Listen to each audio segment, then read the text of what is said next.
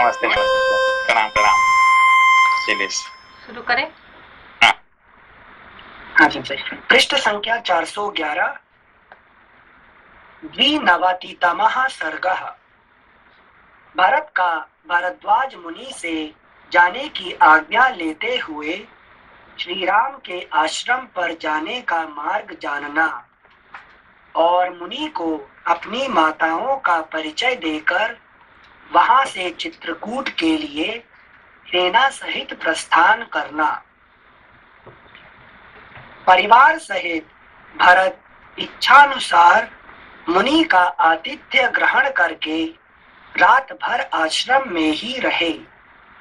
फिर सवेरे जाने की आज्ञा लेने के लिए वे महर्षि भरद्वाज के पास गए। देखो यहाँ पे भरत का ये है कि वो इतने स्वर्ग देखने के बाद भी सुबह अपना क्या कहते तैयार हो गया अपना, लेकिन राम जी का दर्शन के लिए, ठीक है ना। तो बाकी जो सैनिक लोग क्या बोले, भरत जी आपका कल्याण हो, राम जी का कल्याण हो। यहाँ तक आने के लिए अब हम यही रहेंगे, है कि नहीं? हम वापस नहीं जाएंगे। ये मुझे एक रिमाइंड कर रहा है एक अच्छे चर्चिल जाता ना, चर्चिल विंस्टन चर्चिल है कि नहीं। वो उस जमाने में वो टेलीविजन नहीं था, लेकिन वो क्या कहते रेडियो में स्पीच देता था, रेडियो में, ठीक है ना। तो वो टैक्सी में रेडियो स्टेशन जाना चाहता था कि भाई मुझे वहाँ पे 4 बजे पहुँचना है, तब मुझे पहुँचा देना। तो कहते नहीं अभी 4 बजे तो पता नहीं पहुँचेगा नहीं पहुँचेगा, मगर मुझे है ना वो रेडियो स्टेशन में मुझे कुछ ये सुनना है, क्या कहते हैं, स्पीच सुनना है। किसका स्पीच ना, मुझे चर्चिल का स्पीच आएगा और मैं उसको सुनना चाहता हूँ, है कि नहीं। क्योंकि देखा नहीं ना उसने डायरेक्टली, और टेलीविजन तो नहीं था, वो तो सिर्फ सुनता था उसमें से, क्या कहते हैं। तो बड़ा खुश हो गया चर्चिल, यार भाई कम से कम मेरा स्पीच सुनने के लिए वो अपना काम भी करना तैयार नहीं है कि नहीं। तो बड़ा खुश होके उसने, है कि नहीं, 10 पाउंड निकला और हाथ से कहा ले लो। तो वो जब मिल गया 10 पाउंड, एक्चुअली 1-2 पाउंड होना था ले जाने में, और 10 पाउंड जो मिल गया, उसने कहा हेल्प विद चर्चिल, चलो मैं तो पहुंचा देता हूँ। तो ये उसको कहता है हेल्प विद चर्चिल, चलो तुम्हें पहुंचा देता हूँ वहां पे रेडियो स्टेशन तक, है कि नहीं। तो ऐसी ही कहानी है। वो जा रहे थे कहाँ पे, राम जी को दर्शन करने के लिए, भरत जी का साथ, भरत जी को मारो गोली, राम जी को मारो गोली, हम यही रहने वाले हैं, है कि नहीं।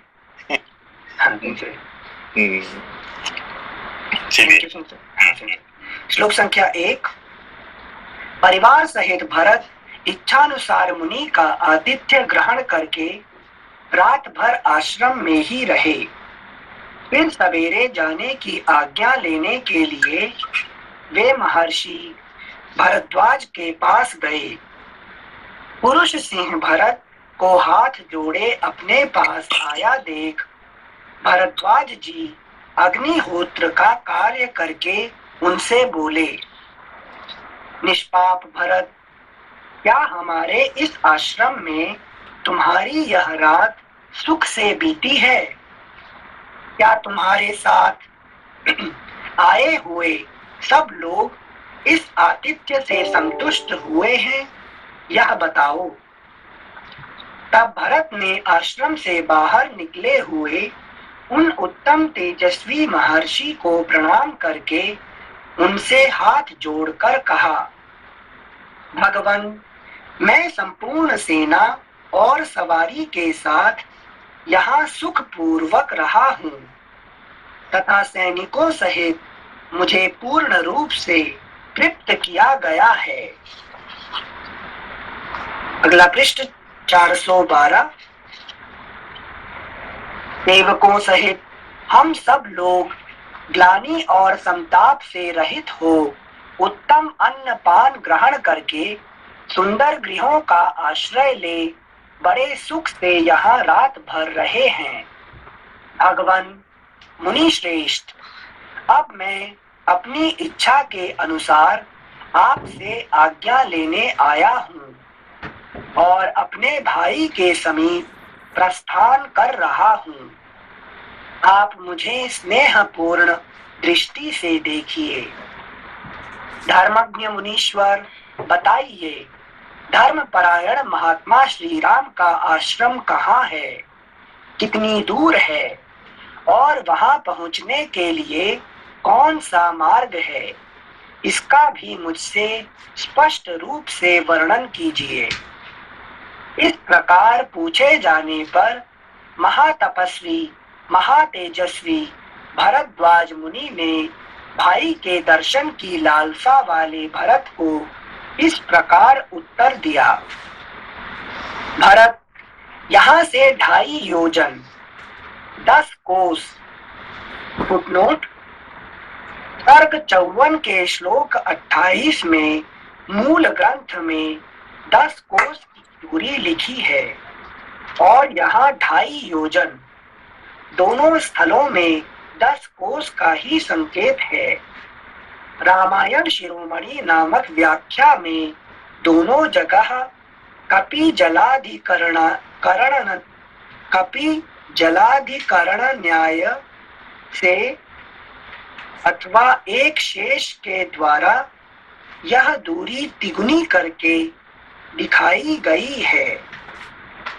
प्रयाग से चित्रकूट की दूरी लगभग 28 कोस की मानी जाती है।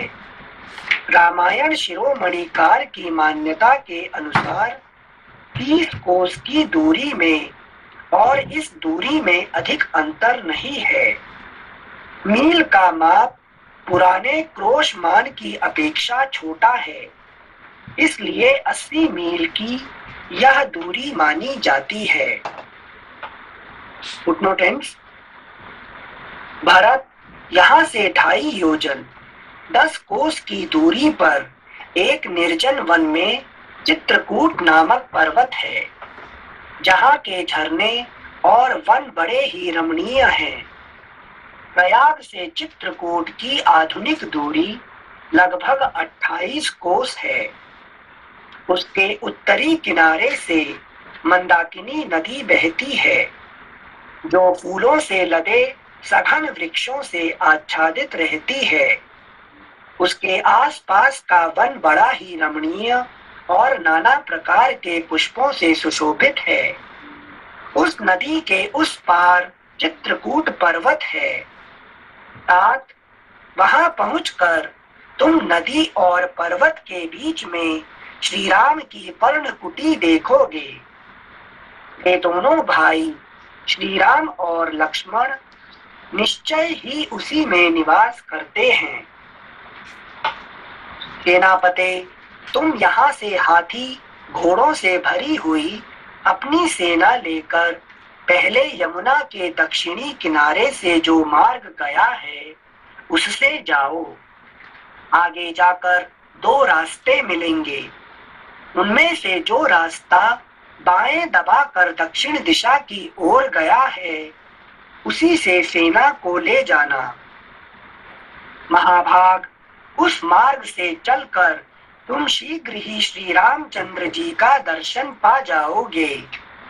अब यहाँ से प्रस्थान करना है।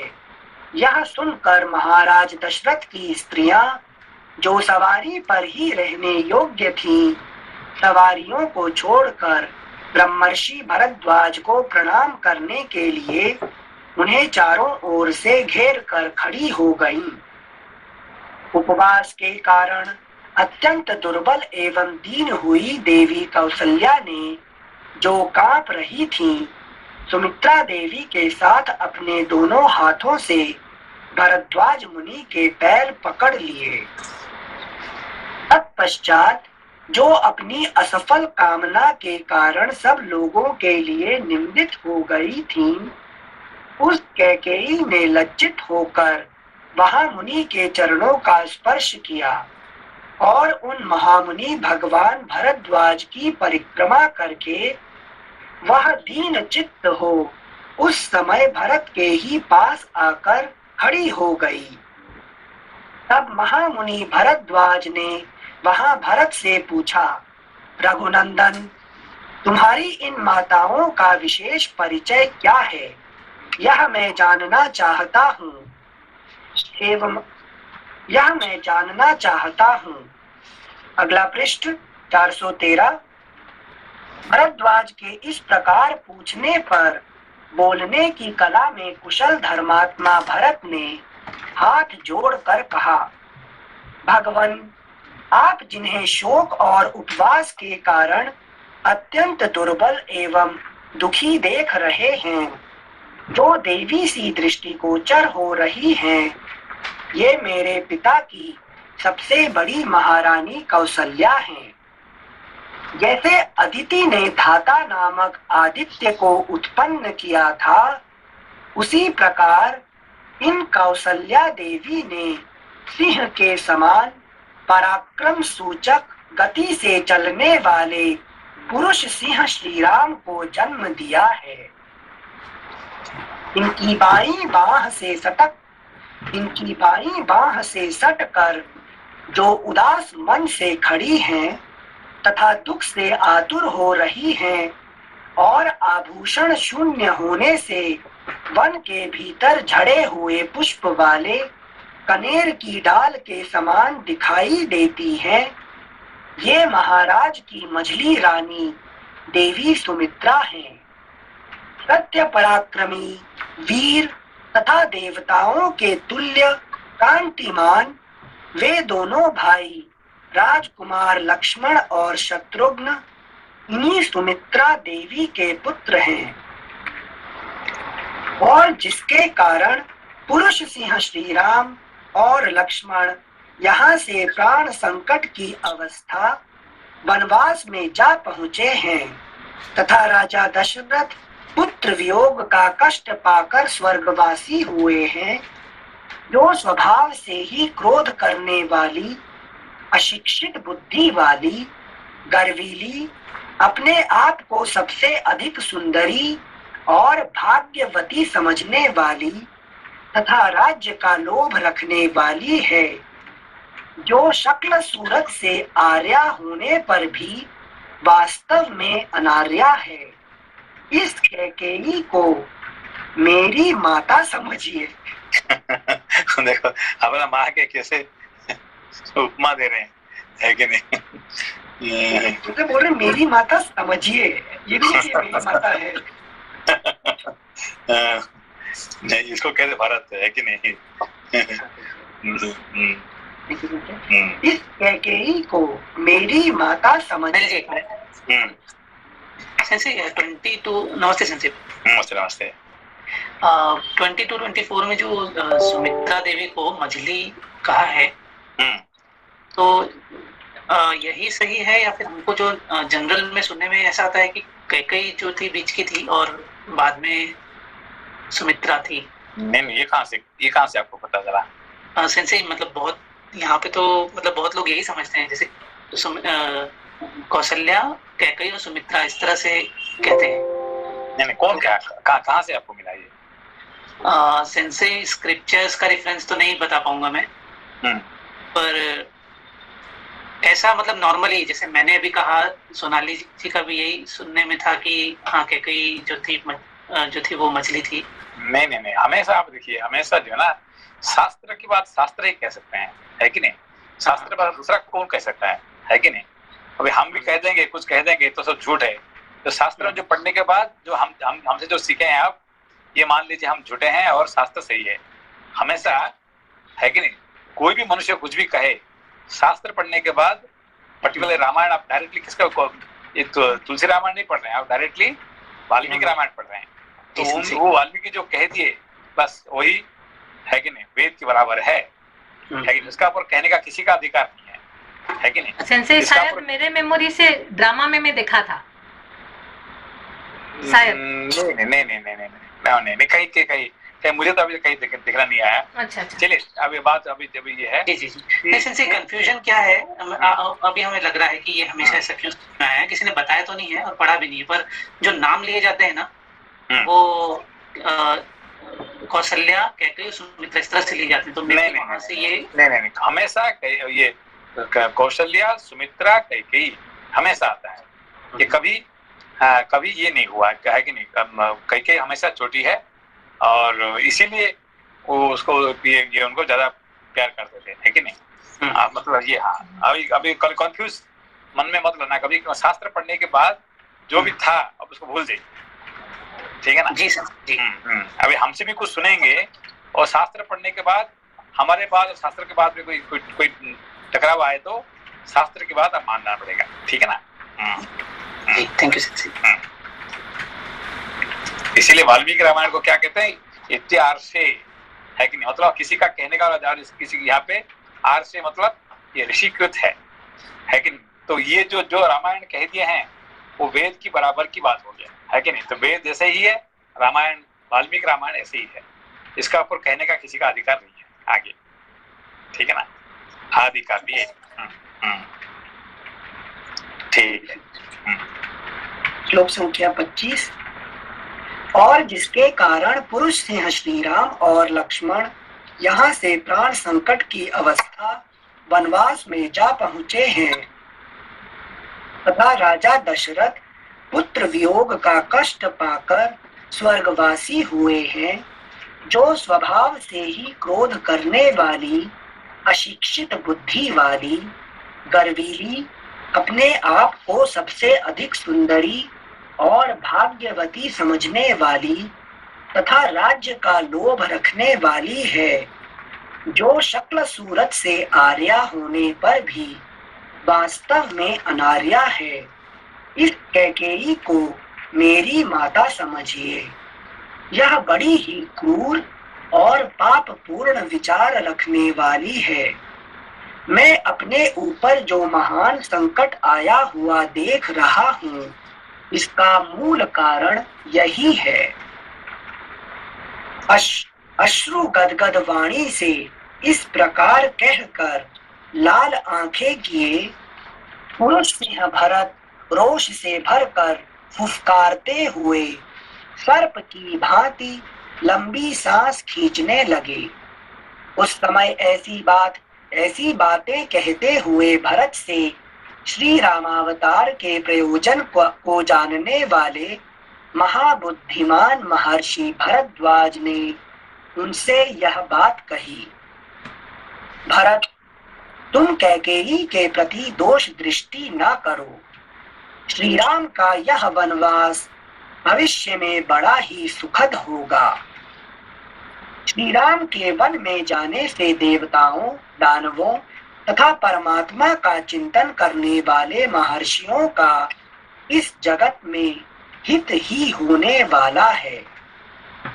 श्री राम का पता जानकर और मुनि का आशीर्वाद पाकर कृतकृत्य हुए भरत ने मुनि को मस्तक झुका उनकी प्रदक्षिणा करके जाने की आज्ञा ले सेना को कूच के लिए तैयार होने का आदेश दिया।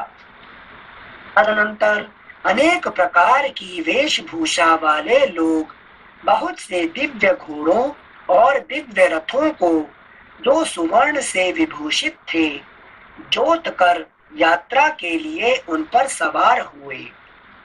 बहुत सी हथिनियां और हाथी जो सुनहरे रस्सों से कसे गए थे और जिनके ऊपर पताकाएं फहरा रही थीं, वर्षा काल के गरजते हुए मेघों के समान घंटानाद करते हुए वहां से प्रस्थित हुए। नाना प्रकार के छोटे बड़े बहुमूल्य वाहनों पर सवार हो उनके अधिकारी चले और पैदल सैनिक अपने पैरों से ही यात्रा करने लगे।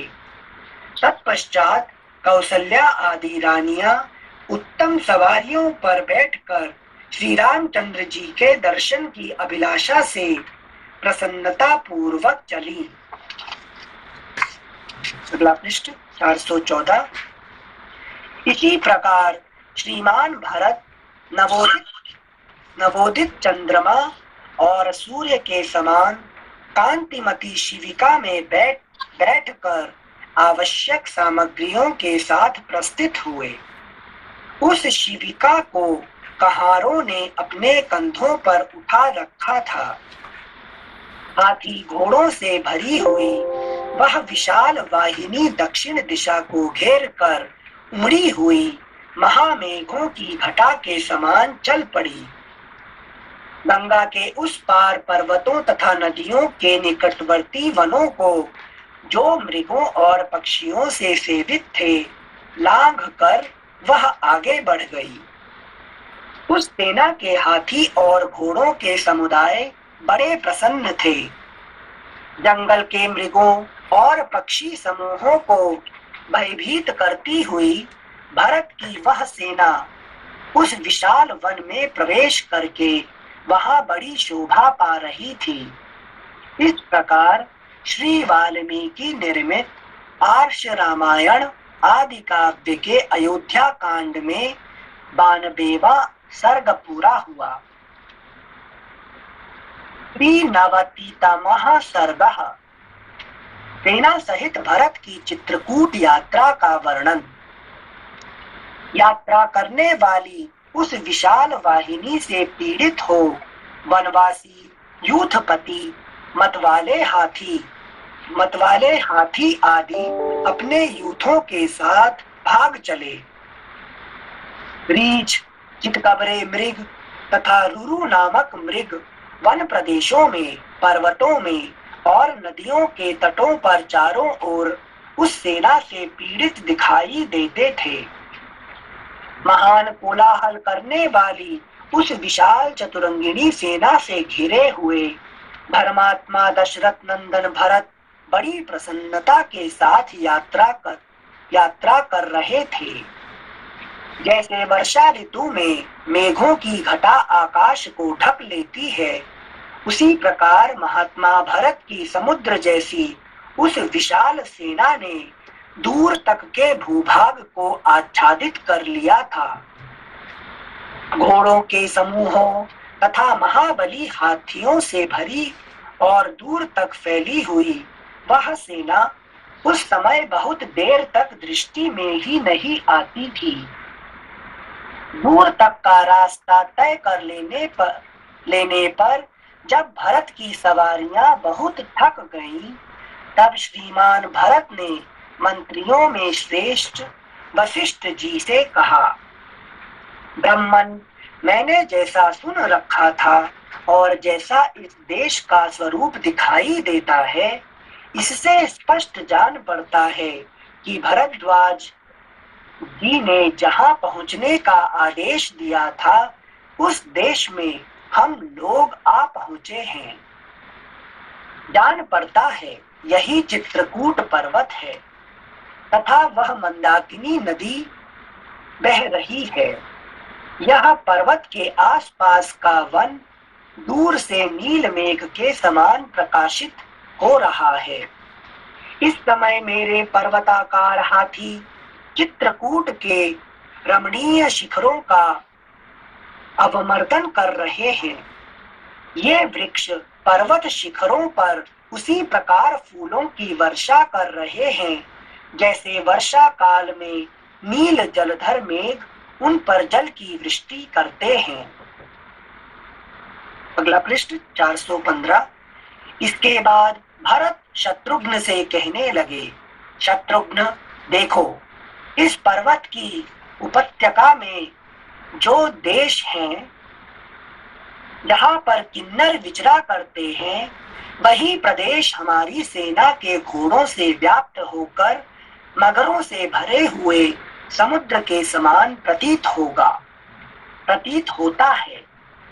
सैनिकों के खदेड़े हुए ये मृगों के झुंड तीव्र वेग से भागते हुए वैसी ही शोभा पा रहे हैं जैसे शरत काल के आकाश में हवा से उड़ाए गए बादलों के समूह सुशोभित होते हैं। ये सैनिक अथवा वृक्ष मेघ के समान कांति वाली ढालों से उपलक्षित होने वाले दक्षिण भारतीय मनुष्यों के समान अपने मस्तकों अथवा शाखाओं पर सुगंधित पुष्प गुच्छमय आभूषणों को धारण करते हैं।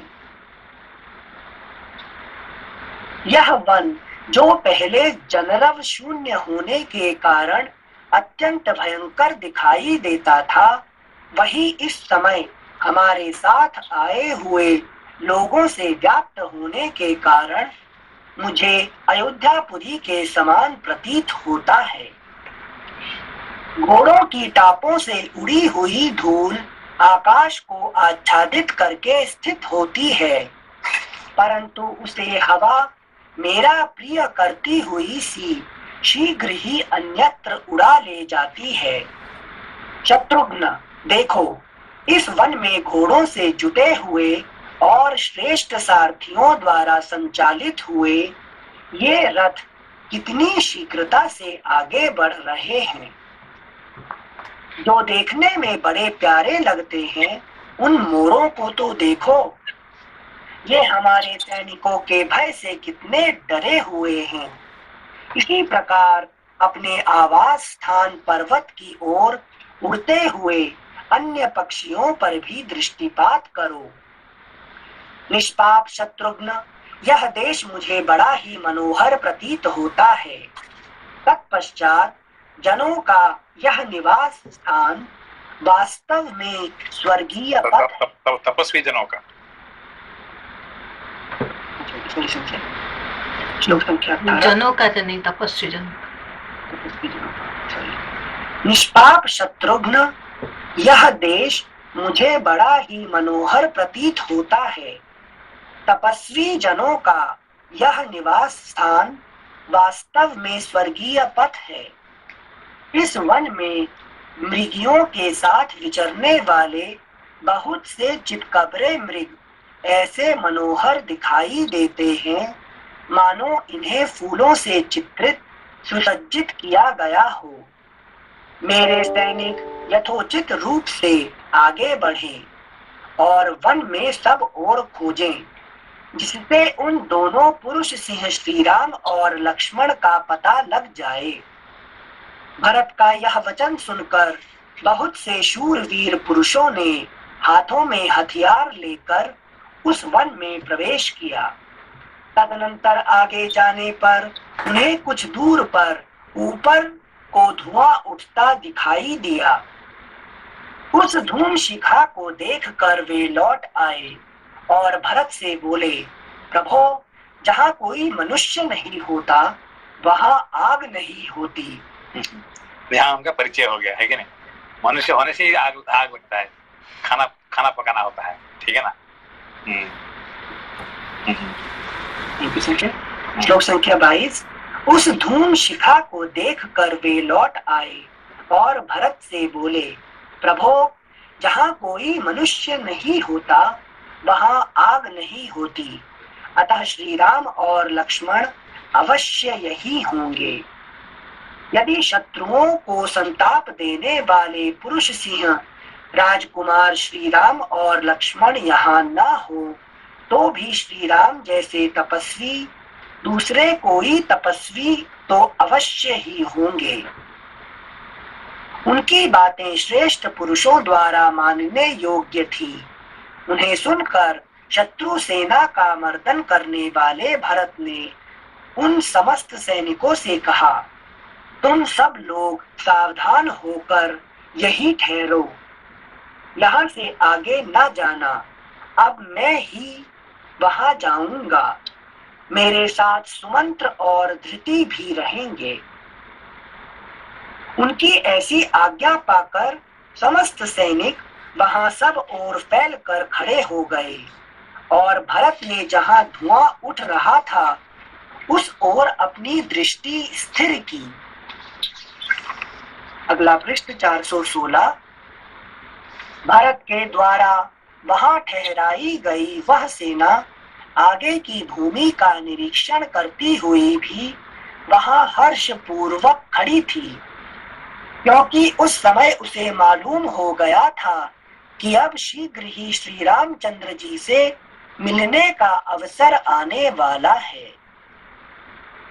इस प्रकार श्री वाल्मीकि निर्मित आर्ष रामायण आदि काव्य के अयोध्या कांड में 93वां सर्ग पूरा हुआ।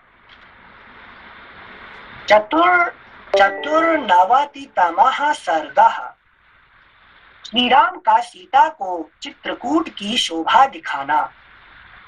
गिरिवर चित्रकूट श्री राम को बहुत ही प्रिय लगता था। वे उस पर्वत पर बहुत दिनों से रह रहे थे। एक दिन अमर तुल्य तेजस्वी दशरथ नंदन श्री राम विदेह राजकुमारी सीता का प्रिय करने की इच्छा से तथा अपने मन को भी बहलाने के लिए अपनी भार्या को विचित्र चित्रकूट की शोभा का दर्शन कराने लगे। मानो देवराज इंद्र अपनी पत्नी शची को पर्वतीय सुषमा का दर्शन करा रहे हों। वे बोले, भद्रे, यद्यपि मैं राज्य से भ्रष्ट हो गया हूँ तथा मुझे अपने हितैषी सुहृदों से विलग होकर रहना पड़ता है, तथापि जब मैं इस रमणीय पर्वत की ओर देखता हूँ तब मेरा सारा दुख दूर हो जाता है। राज्य का ना मिलना और सुहृदों का विछोह होना भी मेरे मन को व्यथित नहीं कर पाता है। कल्याणी, इस पर्वत पर दृष्टिपात तो करो। नाना प्रकार के असंख्य पक्षी यहाँ कलरव कर रहे हैं। नाना प्रकार के धातुओं से मंडित इसके गगनचुंबी शिखर मानो आकाश को बेध रहे हैं।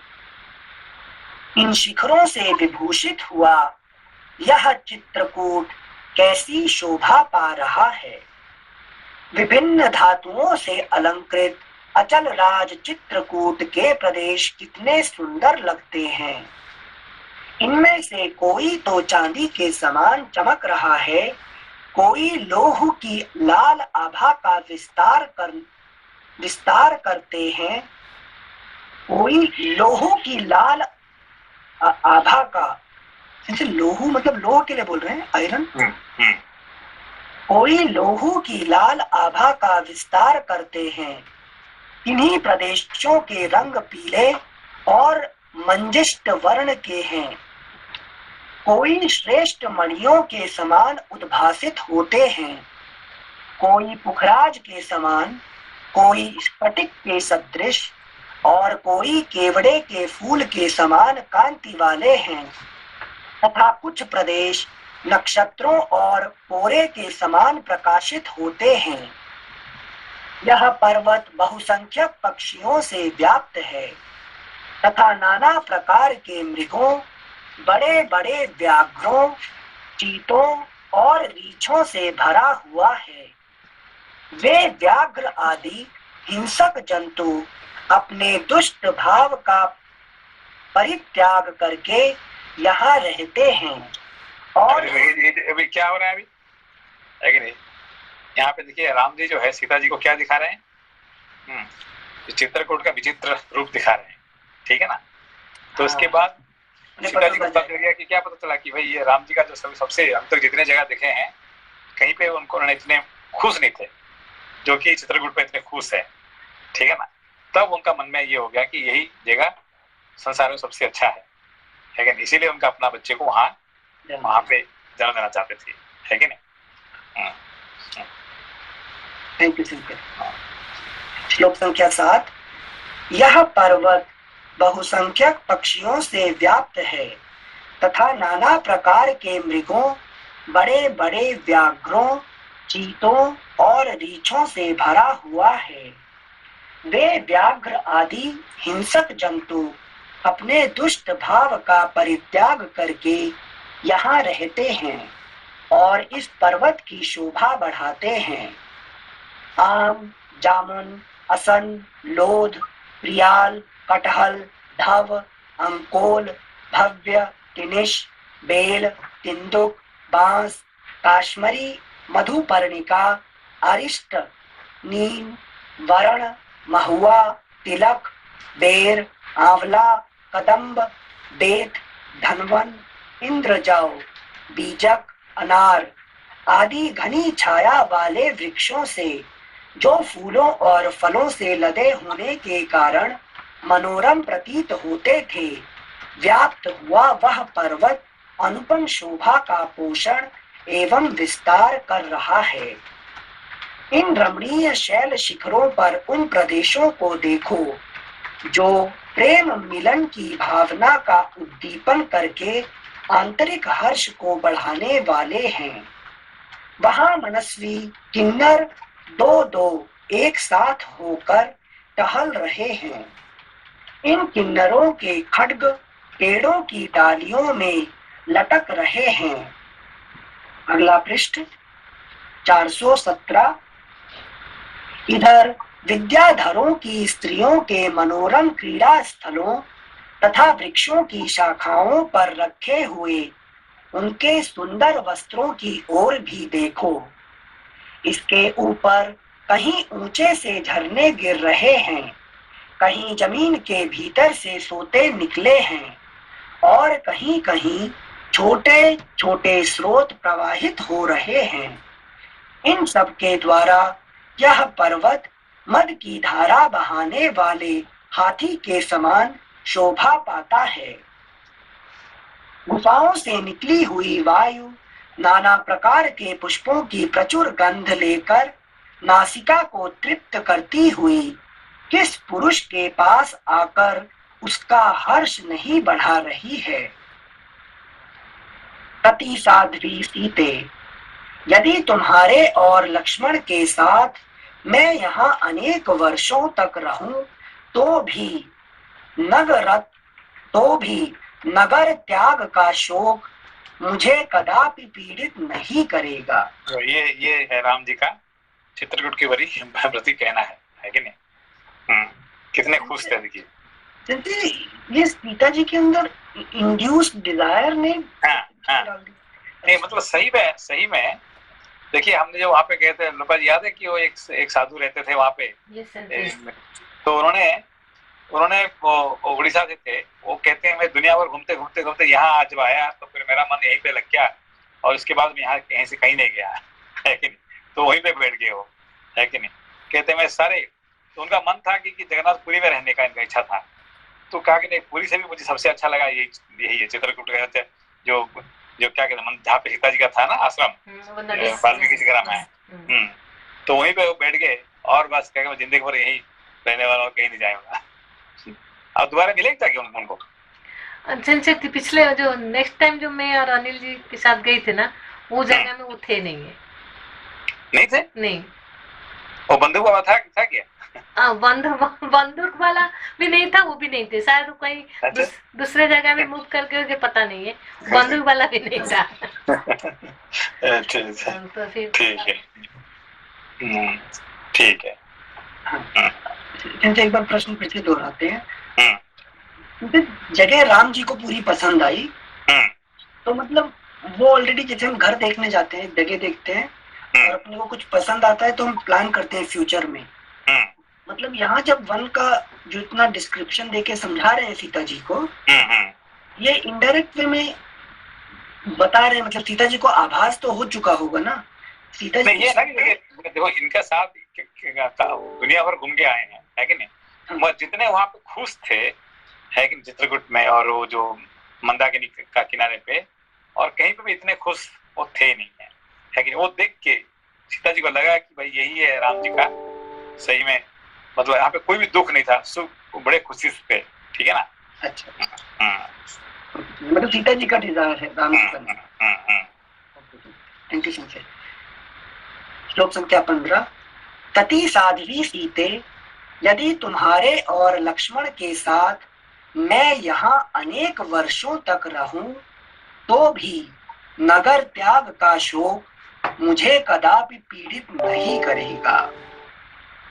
भामिनी, बहुतेरे फूलों और फलों से युक्त तथा नाना प्रकार के पक्षियों से सेवित इस विचित्र शिखर वाले रमणीय पर्वत पर मेरा मन बहुत लगता है। प्रिय, इस वनवास से मुझे 2 फल प्राप्त हुए हैं, 2 लाभ हुए हैं। एक तो धर्मानुसार पिता की आज्ञा का पालन रूप ऋण चुक गया और दूसरा भाई भरत का प्रिय हुआ। विदेह कुमारी, क्या चित्रकूट पर्वत पर मेरे साथ मन, वाणी और शरीर को प्रिय लगने वाले भांति भांति के पदार्थों को देखकर तुम्हें आनंद प्राप्त होता है। रानी, मेरे प्रपितामह मनु आदि उत्कृष्ट राजर्षियों ने नियम पूर्वक किए गए इन वनवास को ही अमृत बतलाया है। इससे शरीर त्याग के पश्चात परम कल्याण की प्राप्ति होती है। चारों ओर इस पर्वत की सैकड़ों विशाल शिलाएं शोभा पा रही हैं, जो नीले, पीले, सफेद और लाल आदि विविध रंगों से अनेक प्रकार की दिखाई देती हैं। रात में इस पर्वत राज के ऊपर लगी हुई सहस्रों औषधियां अपनी प्रभा संपत्ति से प्रकाशित होती हुई अग्नि शिखा के समान उद्भासित होती हैं।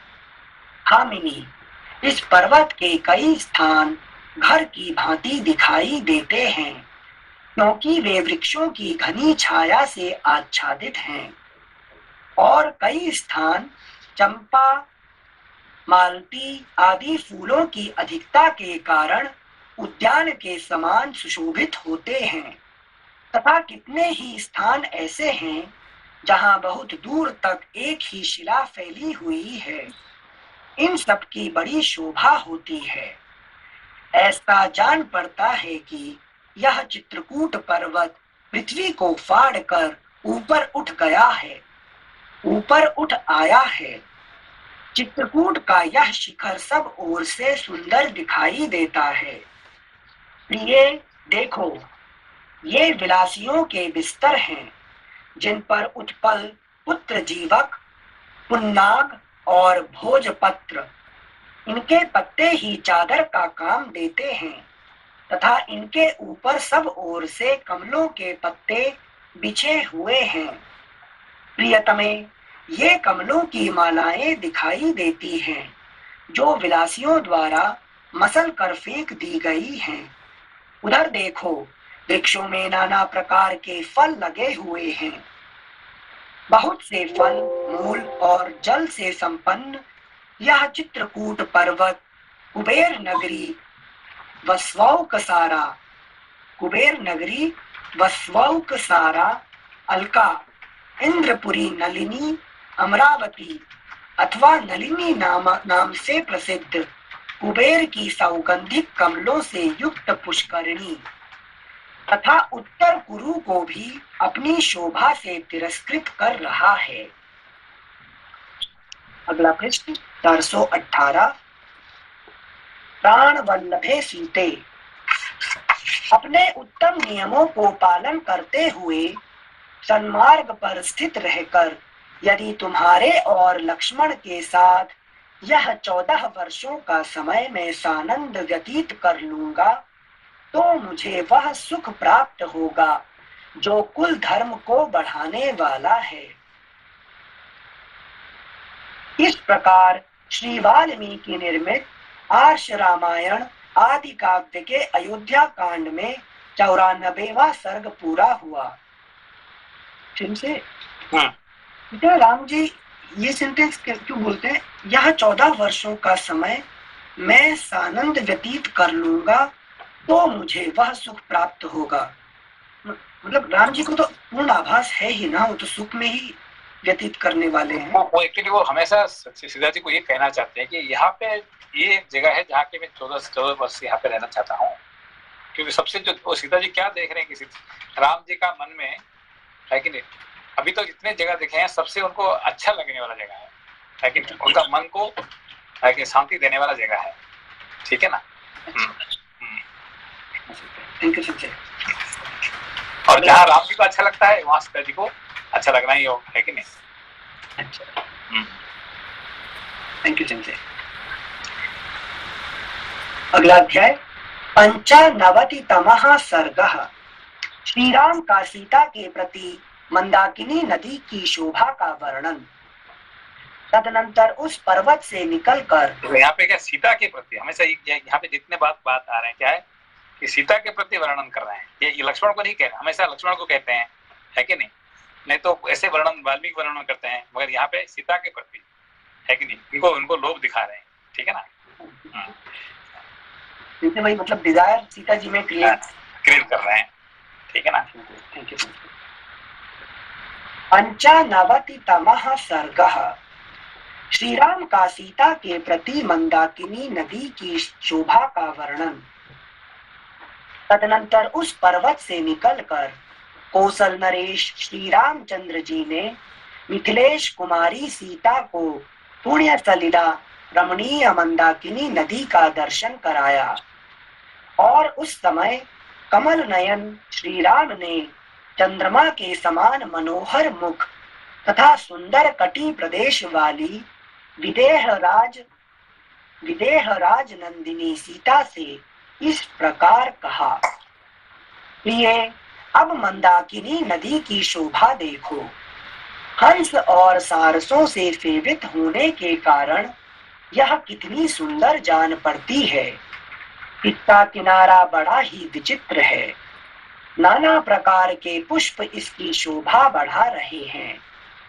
फल और फूलों के भार से लदे हुए नाना प्रकार के तटवर्ती वृक्षों से घिरी हुई यह मंदाकिनी कुबेर के सौगंधिक सरोवर की भांति सब ओर से सुशोभित हो रही है।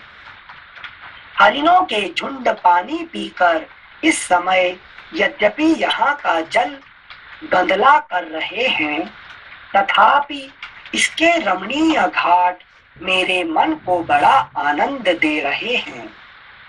ये वह देखो, जटा, मृगचर्म और वल्कल का उत्तरीय धारण करने वाले महर्षि उपयुक्त समय में आकर इस मंदाकिनी नदी में स्नान कर रहे हैं। विशाल लोचने ये दूसरे मुनि जो कठोर व्रत का पालन करने वाले हैं, नैतिक नियम के कारण दोनों भुजाएं ऊपर उठाकर सूर्य देव का उपस्थान कर रहे हैं। हवा के झोंके से सूर्य देव का उपस्थान कर रहे हैं। सूर्य नमस्कार जो कहते हैं ना, सूर्य नमस्कार, उसको सूर्य नमस्कार कर रहे हैं। लेकिन थैंक यू। हवा के झोंके से जिनकी शिखाएं झूम रही हैं, अतएव जो मंदाकिनी नदी के उभय तटों पर फूल और पत्ते बिखेर रहे हैं, उन वृक्षों से उपलक्षित हुआ यह पर्वत मानो नृत्य सा करने लगा है। देखो, मंदाकिनी नदी सही में अभी भी वो सुंदरता अभी भी है कि नहीं।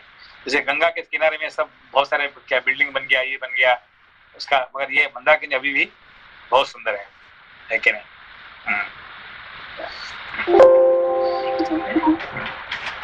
श्लोक संख्या 9। देखो, मंदाकिनी नदी की कैसी शोभा है। कहीं तो इसमें मोतियों के समान स्वच्छ जल बहता दिखाई देता है, कहीं यह ऊंचे कगारों से ही शोभा पाती है।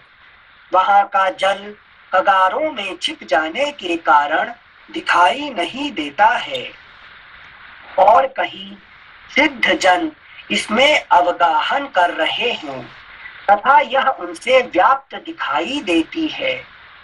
सूक्ष्म कटी प्रदेश वाली सुंदरी, देखो, वायु के द्वारा उड़ाकर लाए हुए ये ढेर के ढेर फूल किस तरह मंदाकिनी के दोनों तटों पर फैले हुए हैं, और वे दूसरे पुष्प समूह कैसे पानी पर तैर रहे हैं। कल्याणी, देखो तो सही, ये मीठी बोली बोलने वाले चक्रवाक पक्षी सुंदर कलरव करते हुए किस तरह नदी के तटों पर आरूढ़ हो रहे हैं। शोभने, यहाँ जो प्रतिदिन चित्रकूट और मंदाकिनी का दर्शन होता है, वह नित्य निरंतर तुम्हारा दर्शन होने के कारण अयोध्या निवास की अपेक्षा भी अधिक सुखद जान पड़ता है। शोभने, यहाँ जो प्रतिदिन चित्रकूट और मंदाकिनी का दर्शन होता है, वह नित्य निरंतर तुम्हारा दर्शन होने के कारण अयोध्या निवास की अपेक्षा भी अधिक सुखद जान पड़ता है। मतलब अयोध्या से भी यहाँ अच्छा लग रहा है उसका, उनको है कि नहीं, राम जी को है अयोध्या से यहाँ अच्छा लग रहा है, उनका मन में धीरे धीरे डिजायर भर रहे हैं राम जी, है कि नहीं। श्लोक संख्या 13। इस नदी में प्रतिदिन तपस्या, इंद्रिय संयम और मनोनिग्रह, अगला पृष्ठ 419, और मनोनिग्रह से संपन्न निष्पाप सिद्ध महात्माओं के अवगाहन करने से इसका जल विक्षुब्ध होता रहता है। चलो तुम भी मेरे साथ इसमें स्नान करो। भामिनी सीते एक सखी दूसरी सखी के साथ जैसे क्रीड़ा करती है, उसी प्रकार तुम मंदाकिनी नदी में उतरकर इसके लाल और श्वेत कमलों को जल में डुबोती हुई इसमें स्नान क्रीड़ा करो। प्रिय, तुम इस वन के निवासियों को पूर्ववासी मनुष्यों के समान समझो। चित्रकूट पर्वत को अयोध्या के तुल्य मानो और इस मंदाकिनी नदी को सरयू के सदृश जानो। प्रिय, तुम इस वन के निवासियों को पूर्ववासी मनुष्यों के समान समझो, चित्रकूट पर्वत को अयोध्या के तुल्य मानो और इस मंदाकिनी नदी को सरयू के सदृश जानो। विदेह नंदिनी, धर्मात्मा लक्ष्मण सदा मेरी आज्ञा के अधीन रहते हैं और तुम भी मेरे मन के अनुकूल ही चलती हो, इससे मुझे बड़ी प्रसन्नता होती है। प्रिय, तुम्हारे साथ तीनों काल स्नान करके मधुर फल मूल का आहार करता हुआ मैं ना तो अयोध्या जाने की इच्छा रखता हूँ और ना राज्य पाने की ही।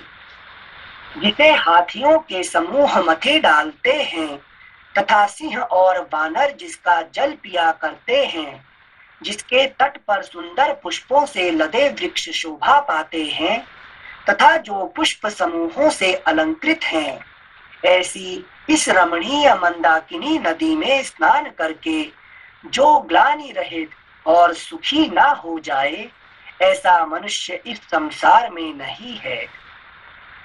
रघुवंश की वृद्धि करने वाले श्री रामचंद्र जी मंदाकिनी नदी के प्रति ऐसी अनेक प्रकार की सुसंगत बातें कहते हुए नील कांति वाले रमणीय चित्रकूट पर्वत पर अपनी प्रिया पत्नी सीता के साथ विचरने लगे। इस प्रकार श्री वाल्मीकि निर्मित आर्ष रामायण आदि काव्य के अयोध्या कांड में 95वां सर्ग पूरा हुआ। 96तमः सर्गः। 96तमः सर्गः। 96 को ऐसे कैसे अनुच्छेद करेंगे? शन मतलब 6 और नवतितम मतलब 90।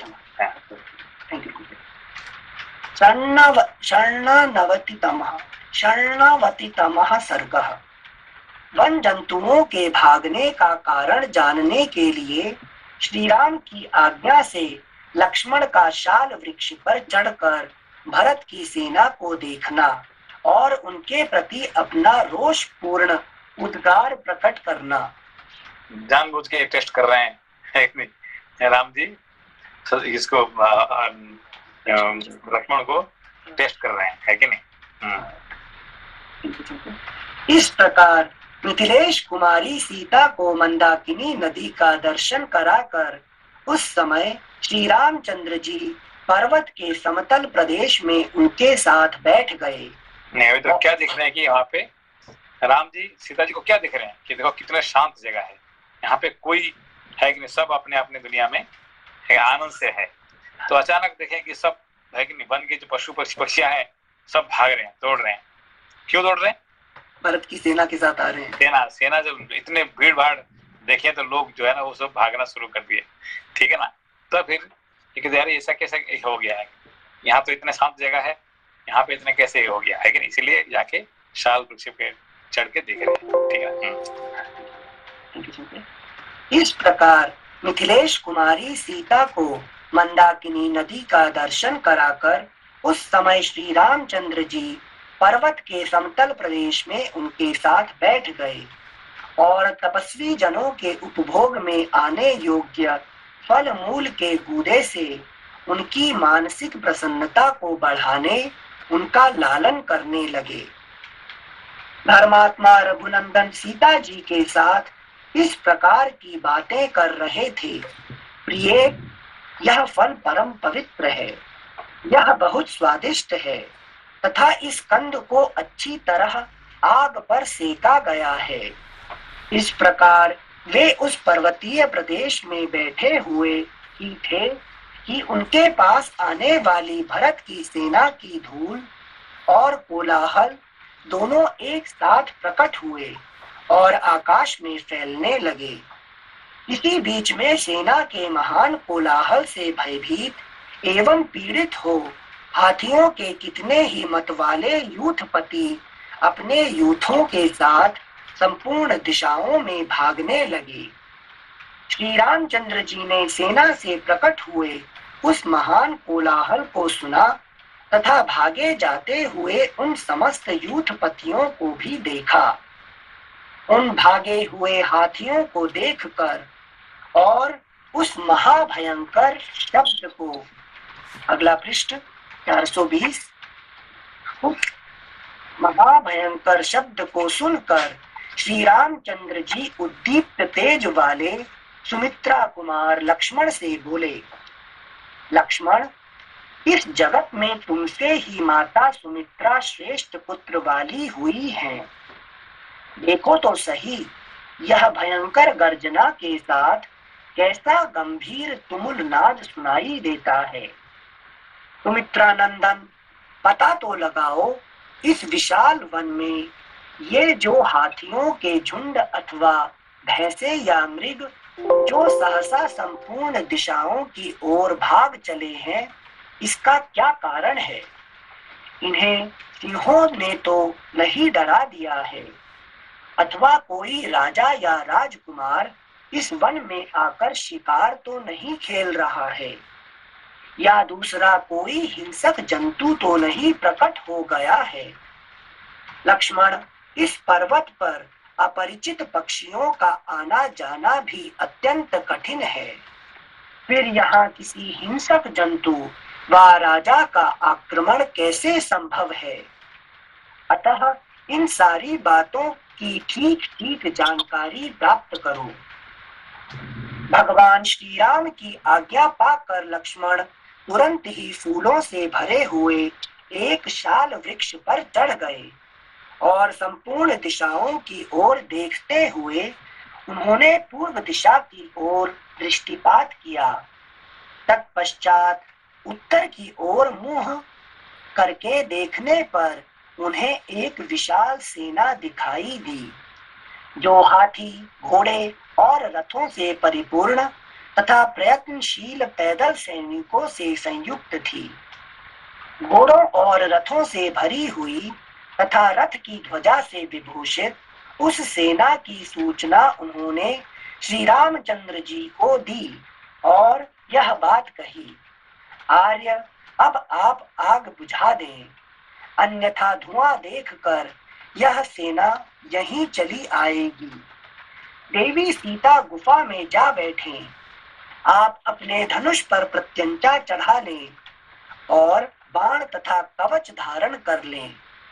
यह सुनकर पुरुष सिंह श्री राम ने लक्ष्मण से कहा, प्रिय सुमित्रा कुमार, अच्छी तरह देखो तो सही, तुम्हारी समझ में यह किसकी सेना हो सकती है? श्री राम के ऐसा कहने पर लक्ष्मण रोष से प्रज्वलित हुए अग्निदेव की भांति उस सेना की ओर इस तरह देखने लगे मानो उसे जलाकर भस्म कर देना चाहते हों, और इस प्रकार बोले, भैया, निश्चित ही यह कैकेयी का पुत्र भरत है। अयोध्या में अभिषिक्त होकर अपने राज्य को निष्कंटक बनाने की इच्छा से हम दोनों को मार डालने के लिए यहाँ आ रहा है। देखा ना, अग्निदेव जैसे। क्योंकि यह वैराग्य इस रूप में कैसे धारणा कर सकते हैं?